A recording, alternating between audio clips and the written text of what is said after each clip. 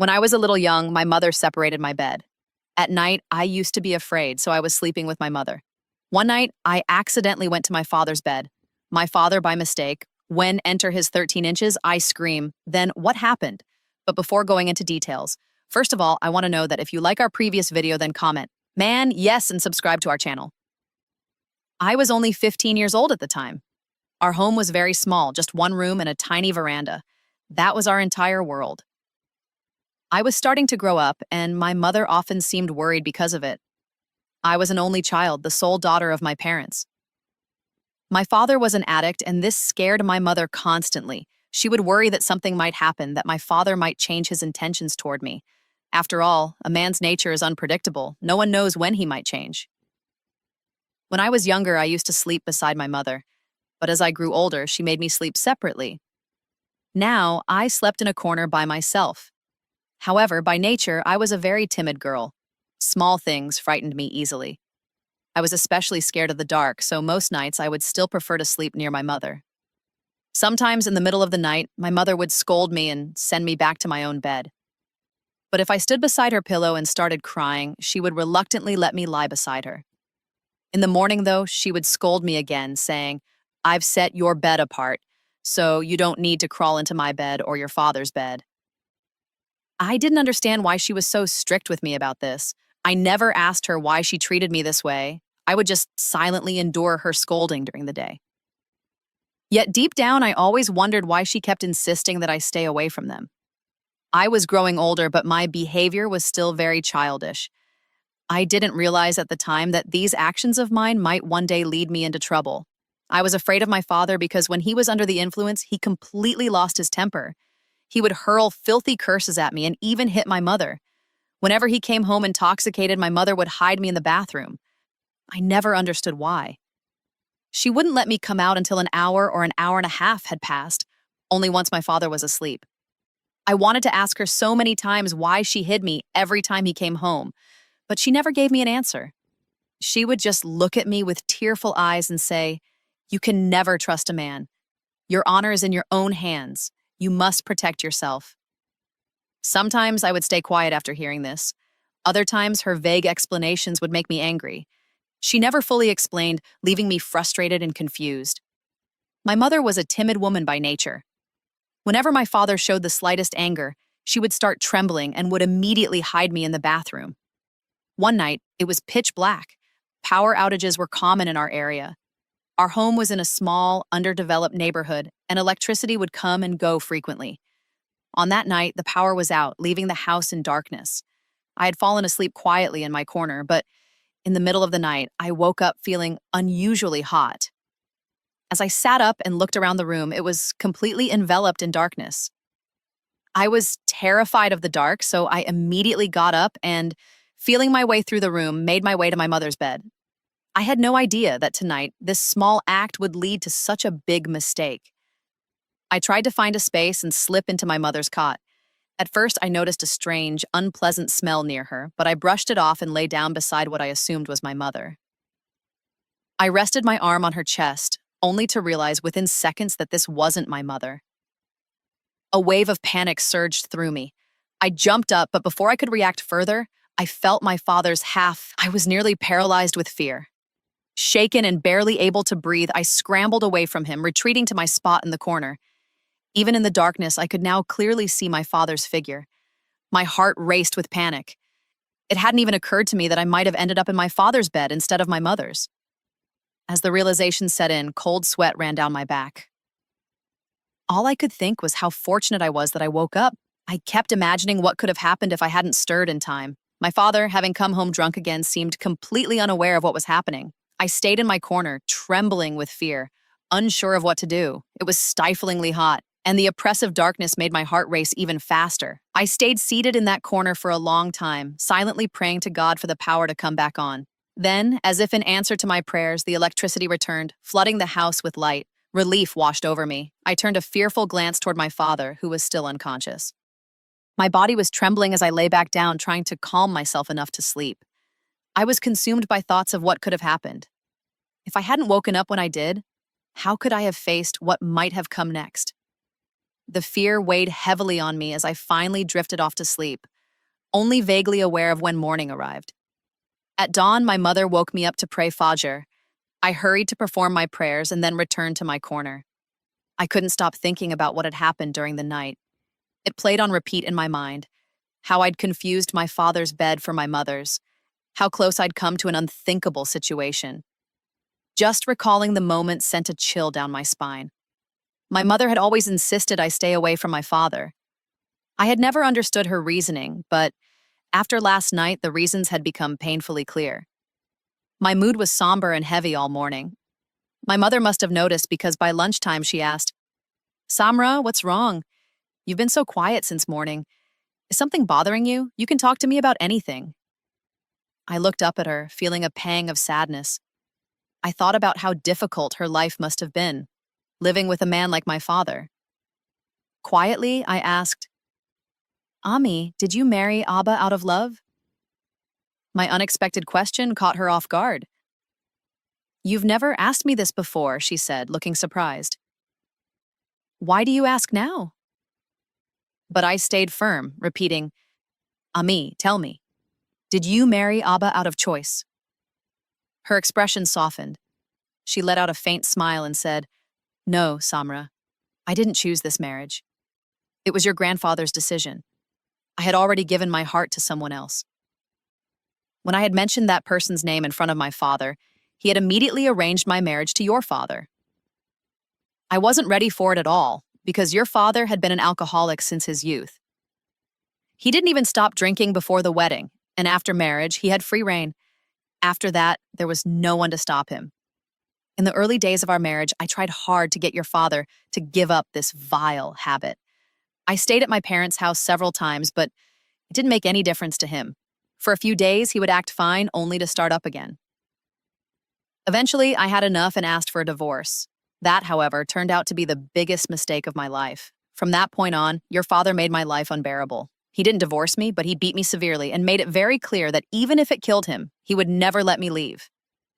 That's why I'm still tied to him. After you were born, I decided that for your sake, I would find the strength to endure. I resolved to stay with your father so that you could have a semblance of a normal life. My mother's eyes were wet as she told me all of this, and I sat there silently listening, staring at her in disbelief. My heart went out to her as I learned about the sacrifices she had made. Without thinking, I stood up and hugged her tightly. It was such an unexpected gesture that my mother just stood there, startled, holding me close. After a moment, she gently pulled me away and asked, "Samra, if there's something bothering you, you can tell me. I don't know why, but you seem very worried." In truth, I was deeply troubled, but I didn't want to burden her with my own fears. I assured her that there was nothing wrong, that I was just worried about how my father was living his life.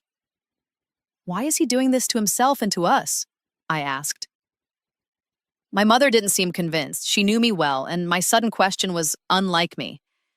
She looked at me closely and asked again, "If there's something you need to say, don't be afraid. I'm here for you." But I couldn't bring myself to say anything more.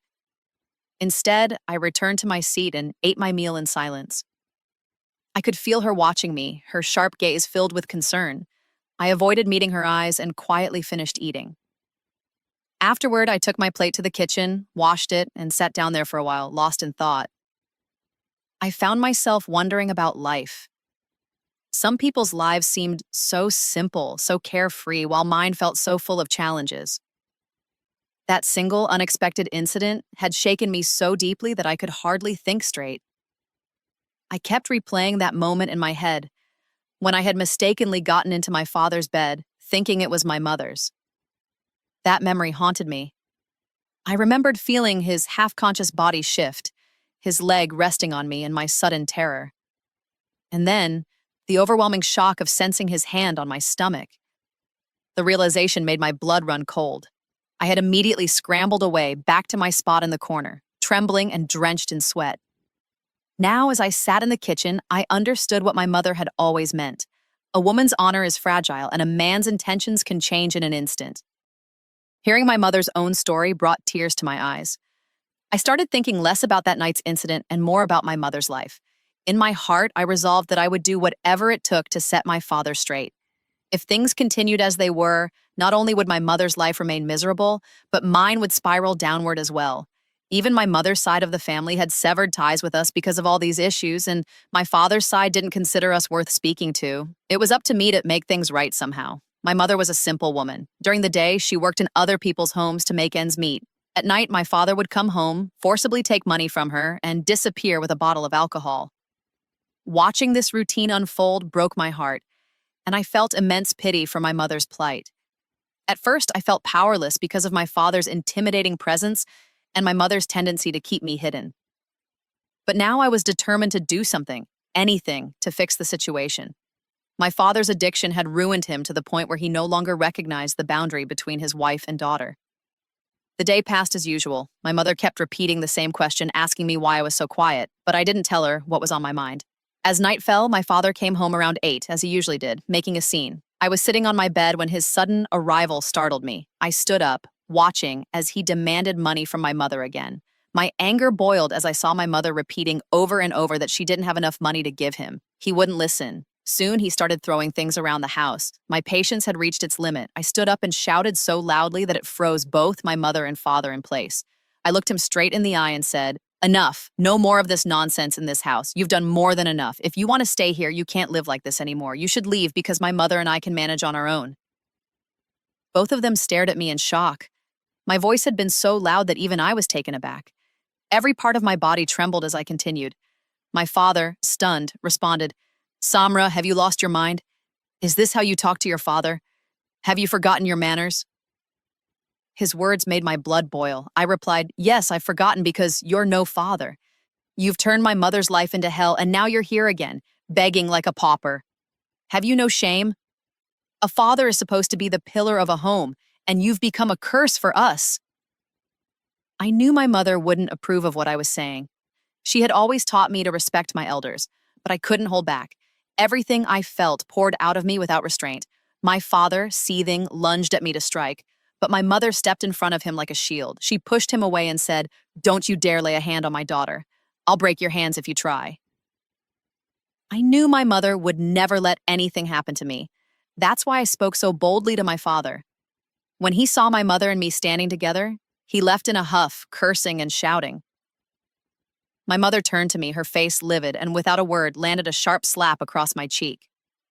The impact was so strong that I stumbled and fell. Her voice quivered with anger as she said, "When did you become so disrespectful? I raised you to respect your elders, and today you spoke to your father like that?" Her words ignited a fire within me. I yelled back, "That man deserves it, and worse. Someone who disrespects his wife and daughter, who curses at us in our own home, who drinks until he's out of his senses, has no honor in my eyes." I knew these were harsh words to say about my own father, but I couldn't hold back.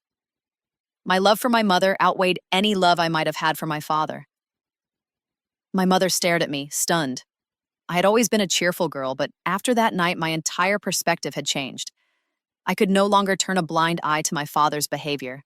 My eyes had been opened, and I was beginning to see everything clearly for the first time.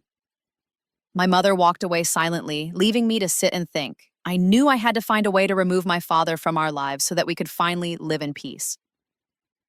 It wouldn't be easy, especially because my mother, like many traditional women, believed that no matter how bad things got, she could never leave her husband.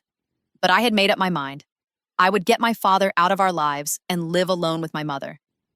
The next morning, my father came home at dawn. His bloodshot eyes revealed he hadn't gotten his fix overnight, and it had left him agitated.